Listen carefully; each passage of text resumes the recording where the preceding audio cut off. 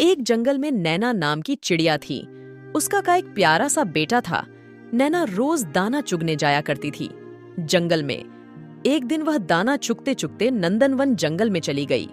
अब दाना चुग लिया पेट भरकर और वापस घर लौट रही थी, तब जंगल का राजा शेर मिल गया और नैना को रोक लिया।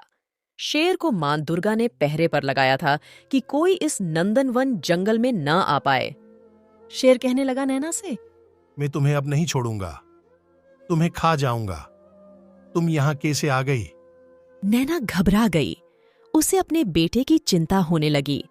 वो कैसे रहेगा मेरे बिना? अभी भूखा होगा। नैना शेर से कहने लगी, आप मुझे खा लेना, पर मैं पहले अपने घर जाके आ जाऊं। मेरा बेटा भूखा होगा, उसे दूध पिला के वापस आ जाऊंगी। अभी मुझे जाने दो। नहीं, मैं नहीं जाने दूंगा। तुम चली गई और वापस ना आई तो मुझे विश्वास नहीं है। मैं वचन देती हूँ, वापस जरूर आऊंगी। नहीं, फिर भी यकीन नहीं है।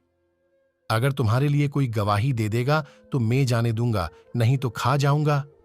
कोई है तुम्हारे लिए गवाही देने वाला तो बुलाओ उसे, उसी के आधार पर जाने दूंगा। मेरे लिए गवाही माँ दुर्गा देंगी। मैं वचन देकर जाती हूँ माँ, मैं वापस लौट कर आऊंगी। शेर ने अब नैना को जाने दिया। नैना घर जाकर अपने बेटे से बोलती है, बेटा, अब आखिरी बार दूध पी लो। कल से मैं तुम्हें दूध नहीं पिलाऊंगी। आज तुम्हें जी भर के देख लूं। माँ की ऐसी बात सुनकर बेटा बोलता है, क्या हुआ माँ? आज आप ऐसी बातें क्यों कर रही हो? बेटा, मैं नंदन वन जंगल में एक शेर को वचन देकर आई हूँ। वो मुझे खाएगा, इसलिए तुम्हें आखिरी बार दूध पिलाने के लिए आई हूँ। नहीं माँ, अब मैं आपका दूध भी नहीं पीऊंगा। आपके शरीर पर सिर्फ शेर का हक है। चलो माँ, मैं भी तुम्हारे साथ चलूंगा। चलो माँ, मैं भी चलता हूँ। तुम्हारे साथ जो होगा देखा जाएगा। दोनों माँ बेटे नंदनवन जंगल में शेर के पास आ गए। शेर को लग नहीं रहा था कि नैना वापस आएगी। शेर ने जब दोनों को देखा तो बहुत खुश हुआ। आज तो दो दो दावत मिलेंगी, खाने को पेट भर के खाऊंगा।